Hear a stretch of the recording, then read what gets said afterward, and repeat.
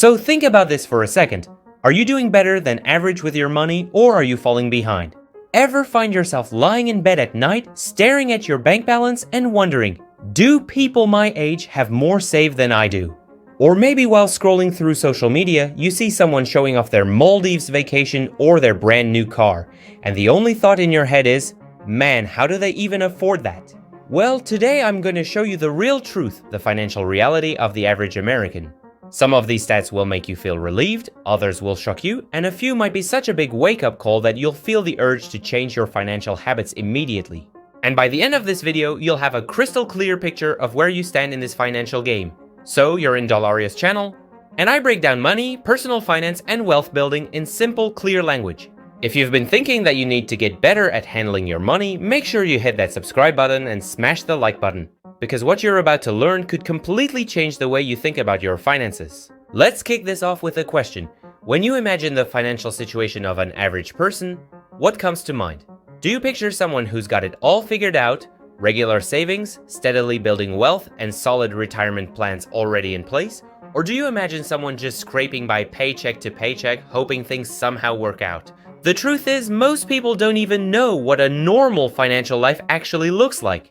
We make assumptions by looking at the people around us, but the reality is often very different. And that's exactly why this topic matters.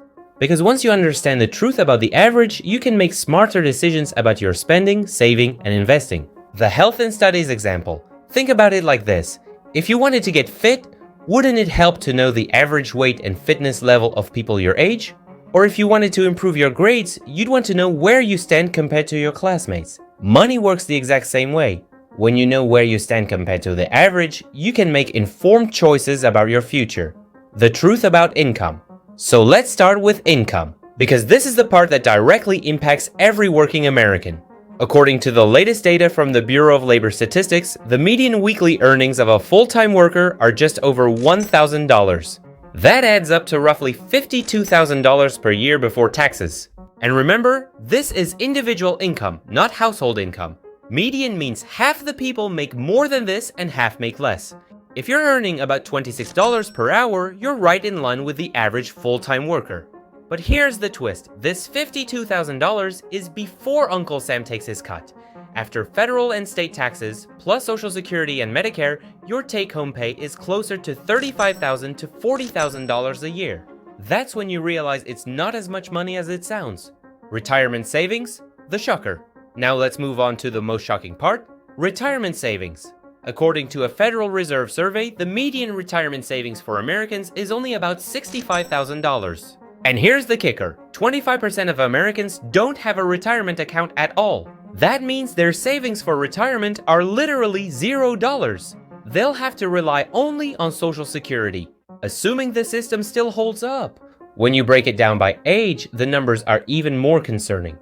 Under 25, median savings less than $2,000, ages 25 to 34, median of about $14,000, times age 65 and older, median balance of $88,000. Now, $88,000 might sound like a decent amount at first, but let's think practically. If you retire with $88,000 and follow the 4% rule, that only gives you about $3,500 per year to withdraw. That's just $300 a month. Only $300. Can you picture living your retirement years on just $300 a month? Even if your house is fully paid off, that's barely enough to cover groceries, healthcare, and utilities. And Social Security? The average monthly benefit is only about $1,550. That's around $18,600 per year. And if you earned less over your lifetime, your benefits will be even smaller. Spending and debt reality. Now let's talk spending. According to the Bureau of Labor Statistics, the average American household spends $5,577 per month. That's about $67,000 per year. And if your take-home pay is less than that, you're not even breaking even.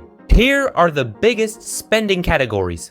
Housing, $1,885 per month. Food, $691 per month.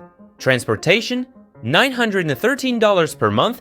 Just those three eat up half of your income. Now about credit scores, the average FICO score in America is 715, which falls into the good category.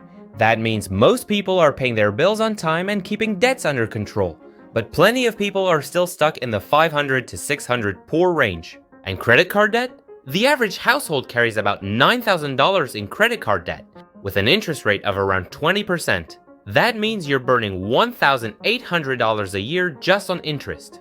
Money that could have been growing in investments is instead going straight into the pockets of credit card companies. Now you've got a clear picture of what the average financial life really looks like.